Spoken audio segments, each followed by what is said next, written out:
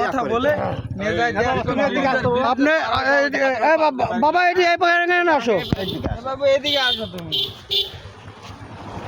বলি সে চকলেট নিয়ে দিবে হেন তেন অনেক কথা বলি। বাবা কি বলে তোমাকে লিয়ে আইছে? যদি চলো চকলেট নিয়ে নেবো চকলেট কয়ে নিয়ে আসে চাকু ধরেছে আমার কোথায়? চাকু ধরে কষে দিই চলো এমকে চলো মুখে থাট দিয়ে এম কেনে যায় মানুষটা পড়ে যায় আমি এমকে দৌড়ে সরকার দিচ্ছি আসে। তোমার আব্বার নাম কি? আমি নূর। তোমার মায়ের নাম? শারমিন। বাড়ি কোথায়? বাঁশবাড়ি। বাঁশবাড়ি। বাঁশবাড়ি কোন থানা এটা? উন্নিতলা। পত্নীতলা।